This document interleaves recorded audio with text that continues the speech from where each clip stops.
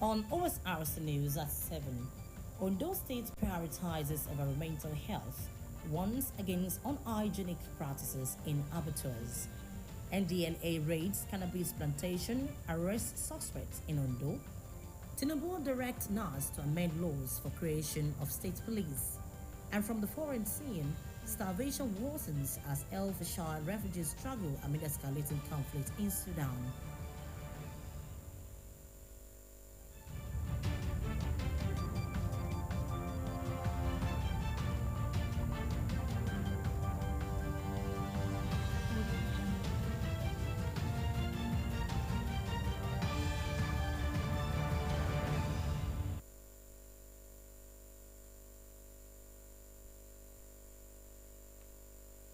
Thank you very much for joining us on the news tonight on Osrc Television. My name is Oyiwumi Ayinigbaram.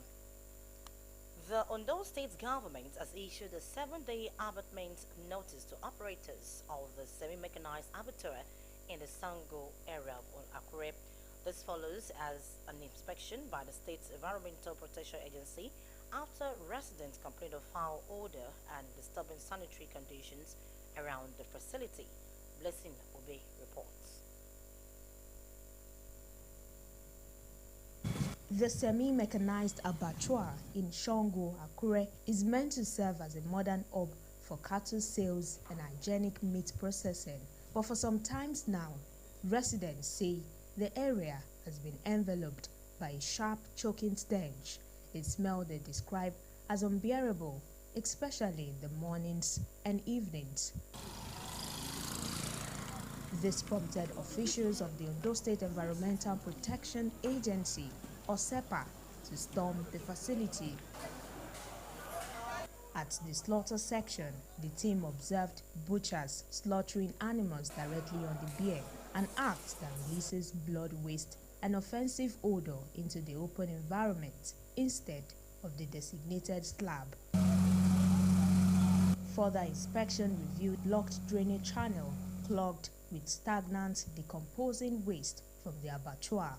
The polluted water, dark, thick, and foul-smelling, had formed pools that attract flies and pose serious health risk. Special Advisor on Health, Suji Moyero, expressed displeasure, describing the environment as unacceptable for both workers and residents. He stressed government's determination to ensure a clean and safe environment. We've been receiving some reports from residents of this community about the pollution hazards caused by the activities of our people here, the cow slaughters, and we've made some recommendations. What we saw, we don't like it. I want to call on our people that we want to assure them that Mr. Governor, through our ease agenda, is here to ensure that environmental sustainability is sustained. Administrative Secretary Osrc Funke Adeoye and Director of Pollution Control Oluwole Terebo said the visit was to monitor compliance with environmental standards. They warned that the current unhygienic practices could trigger outbreaks of airborne diseases and contaminate meat sold to the public. We have discovered that the environment is unhealthy. We have given them abatement notice within the 7 days to abate some nuisance. We have the Public Health Law of 2006, and this law, mandates that meat that is to be offered for sale must be wholesome.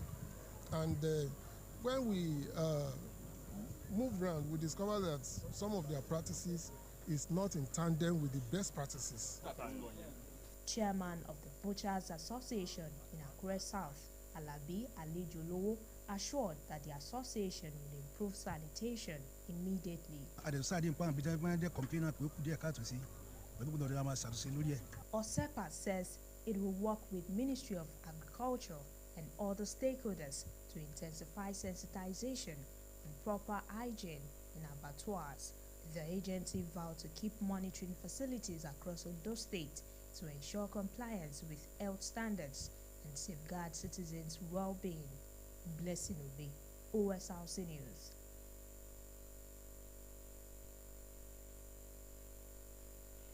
And operatives of the National Drug Law Enforcement Agency, NDLEA, on the state command have arrested 7 suspects and seized over 3,000 kilograms of cannabis sativa in a major raid. The operation took place at a large cannabis farm in Ikbiakoko, Akoko Southeast local government area. Joy Pius reports.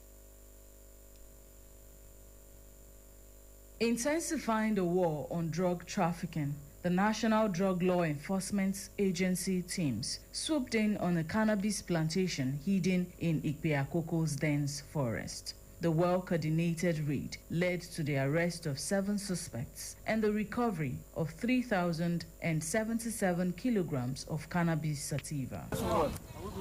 Yes.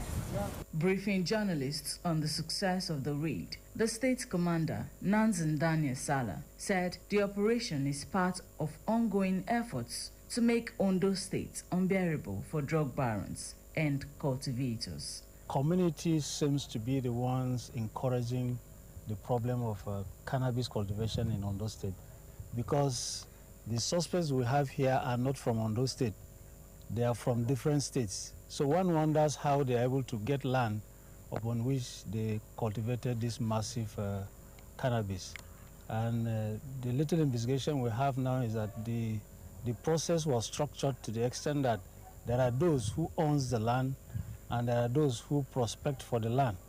When they do that, they will bring the laborers to clear the land, and then they will now pay them and recruit others who will now cultivate it. Actually, when it gets to the level of harvest, they change those set of people again. This is aimed at concealing the possibility of them being arrested and then linking them, who are the actual owner, with the crime. We are going to subject the suspects to investigation as required by law and try to see how culpable they are with the available evidence for us to be able to prosecute them. And any other person who is mentioned or indicted in the process of investigation will definitely be brought in for the purpose of investigation too. And at the end of it, as usual, if they are prosecuted, convicted, at the end of the day, the exhibit is destroyed by public burning on the order of the Federal High Court. The commandant appealed to members of the public to assist the agency with credible information in a bid to rid the state of illicit drugs. I'm calling on the public, especially the traditional rulers, the other security agencies, and the society in general, that we must work together with NDLA in order for us to fight this problem of drug in Ondo State. Some of the suspects confessed to being workers on the farm. So give people may do the work. All of us will come and our job will come. Only this month where all of us, people may get the farm, they escape. But as we say, we never know anything about the work. We they sleep when they come attack us for a kind 2, 3. Some wrong, escape. While they catch some where they sleep. And people may then catch. Now people may they just come for 1 month work. People may start the work from January. They escape, all of them escape. The NDLE vowed to sustain the tempo of operations across the state, warning that anyone involved in the cultivation, processing, or trafficking of illicit drugs will be brought to justice. Joy Pius, Osrc News. President Bola Tinubu has ordered the National Assembly to review Nigeria's laws to enable states that require state police to establish them. The president made a call in a statement as insecurity deepened across the country following recent mass abductions in Kebbi, Kwara, and Niger states. He urged lawmakers to begin immediate legislative action to allow states willing to operate state police to do so. In a statement, Tinubu declared a nationwide security emergency and directed security agencies to expand recruitment. Tinubu authorized the use of National Youth Service Corps NYC camps as temporary police training depots.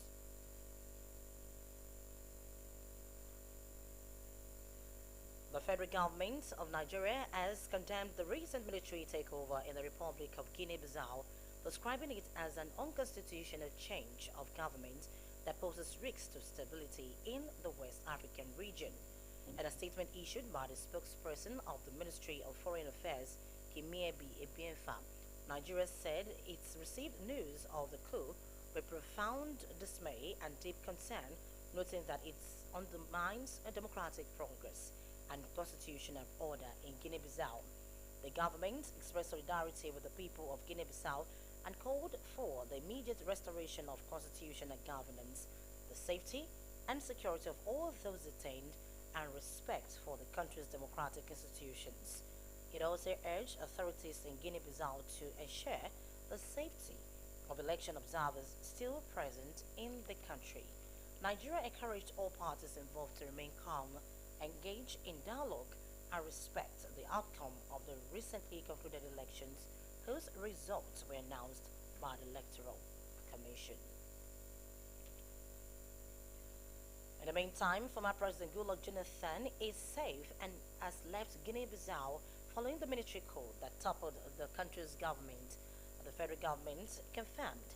The spokesperson for the Ministry of Foreign Affairs, Kimiebi Ebienfa, made this known in an interview with journalists, said he left with a special flight with members of his delegation, including Mohamed Chambaz. Jonathan, who led the West African Elders Forum Election Observation Mission, had been in the country monitoring last Sunday's presidential and legislative elections before the military announced it had seized power. You're still watching Osrc News, and when we come back, we'll bring you more stories. Please do rejoin us. Missy, calm down now. Now the babe they look, we don't mean they look am. I don't feel they close eyes they work now. What did they do you? Call her over. No, talk to Kola. But she don't believe that she be my only babe. Hello, Missy. She don't cut follow. No, the face now. What's happened now? Now so she they do. She go say make I no follow babe. Talk, make I no look babe. Impossible. Bro, calm down now. Don't mind them. I go call you for phone. No feel, bro. Hello. Make I not lie you, that babe said she fine. I even call her number. We even come out, but we don't do anything, we just dance. Ross, what's with that? Free on Glow Talk Master. Talk for 6 minutes and get 6 minutes free. Plus 15 megabytes of data free. Dial *606#. New customer.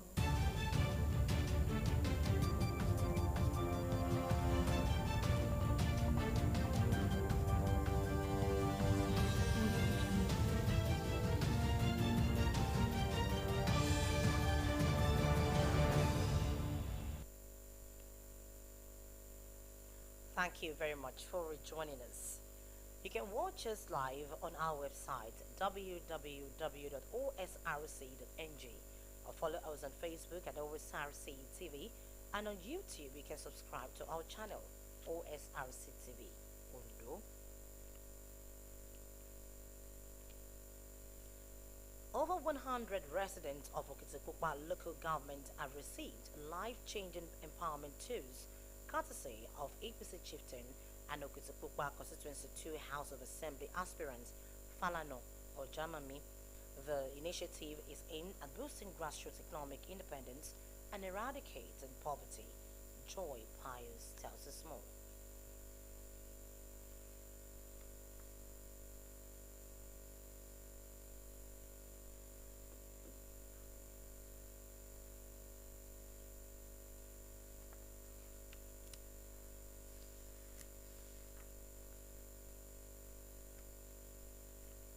We'll bring you the reports shortly. Hairdressing kits, herbicide sprayers, and a wheelchair were part of items distributed to artisans, farmers, persons with disabilities, and small-scale entrepreneurs across the 6 wards of Okitipupa Constituency 2 under the initiative of Ojamomi Foundation.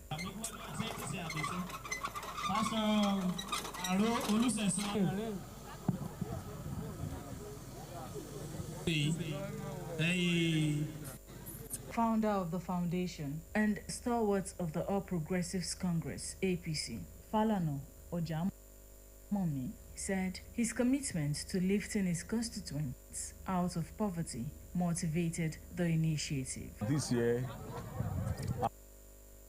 I extended to other wards. The 6th ward in my constituency too. I decided to do this for them, make them happy, to help the state government and federal government. The government cannot do everything by the hand. That is why we are doing this for our people. It is high time we come together in empowering our people rather than enslaving them. Beneficiaries couldn't hide their joy. I'm really happy because I didn't expect that. I've been nurtured in my mind that I need but I don't know someone can just give me like that.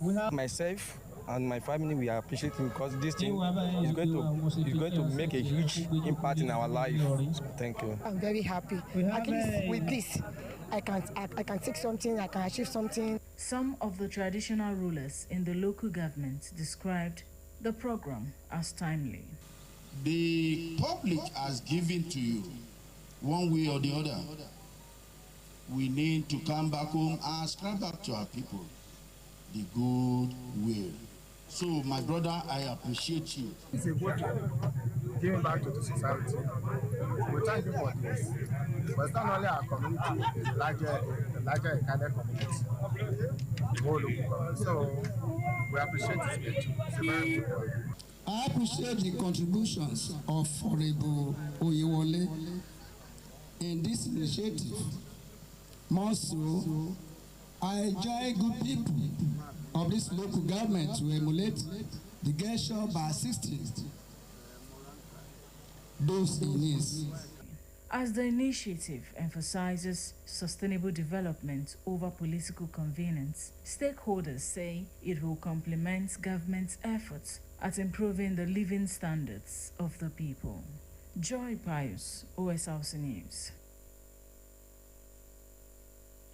The Senate has confirmed the President Bola Tinubu's appointment of Mrs. Ayo Ulayat Omidiro from Osrc State as chairman of the Federal Character Commission (FCC). Also confirmed were Peter Ogbonna Eze, representing Enugu State, and 36 other nominees as federal commissioners. The confirmations followed the presentation and adoption of a screening report by the Senate Committee on Federal Character and Intergovernmental Affairs during Thursday's plenary, presided over by Senate President Godswill Akpabio. Presenting the report, Committee Chairman Senator Olwell Echo Oyeso, PDP Rivers East, said all nominees, including Omidiro and Eze, were screened on Tuesday, November 13, 2025, and were found qualified and competent. Oyeso explained that the vetting included review of curriculum vitae, code of conduct clearance certificates, police reports, DSS screening reports, and other eligibility documents. The Federal Airports Authority of Nigeria (FAN) has issued a statement warning the public to disregard a fake online aviation recruitment advertisement. In a statement by the agency Director of Public Affairs and Consumer Protection, Henry Agberibiri, the agency said the advert claimed that aviation security personnel were being recruited through a link associated with the agency. It noted that no AVSEC recruitment was on the way and that the public should not click on the link or provide any personal information to unknown sources. The authority urged Nigerians to remain vigilant, report suspicious messages or websites to the appropriate authorities, and rely only on fans' verified channels for authentic information. Bandits have launched another deadly attack in Palaita Community Arena Ward, Shiroro local government area of Niger State, abducting 24 people, including pregnant women, from a rice farm. According to the reports, the attackers struck while residents were harvesting their crops. Despite Palaita being only 5 kilometers from a military base in Arena, the bandits reportedly escaped with the victims before security personnel could respond. In a separate incident earlier that day, another group of armed men invaded the Kakuru community, also in Arena Ward, where the brutalized the blind resident and severed his right hand after taking a mobile phone from him. The Niger State Police Command Public Relations Officer Wasu Abiodo said efforts are being made to rescue the victims. President Bola Tinubu has approved the constitution of the Nigerian side of the U.S.-Nigeria Joint Working Group as part of steps to deepen collaboration in tackling security challenges in the country. The composition of the Joint Working Group was part of the agreement reached during the recent trip to Washington, D.C. by a high-level Nigerian delegation led by the National Security Advisor, Nuri Badu. A statement issued by the Special Advisor to the President on Information Strategy, Bayo Nonuga, disclosed that Ribadu is to lead the Nigerian side of the Joint Working Group, supported by a multi-stakeholder team comprising senior officials from relevant government establishments. It said President Tinubu urged members of the Joint Working Group to work assiduously with their U.S. counterparts to ensure smooth operationalization of all agreements across sectors. And in Sudan, thousands of people who fled the Sudanese city of El Shafar and made it to a refugee camp are starving.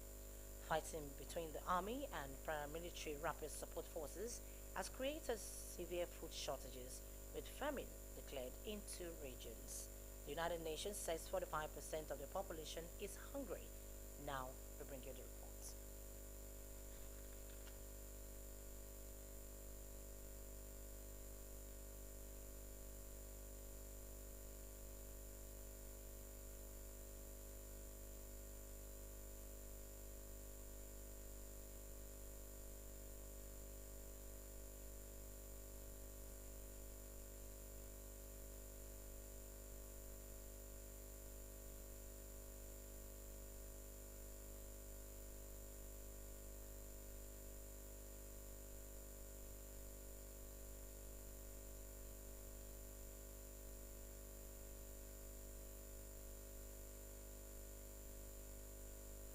That's poor audio visual.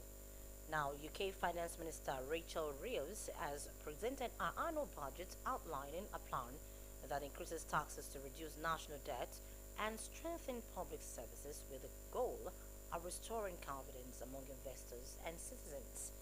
The announcement comes at a challenging moment for the centre-left administration as the UK grapples with sluggish economic growth, persistent inflation and rising public debt.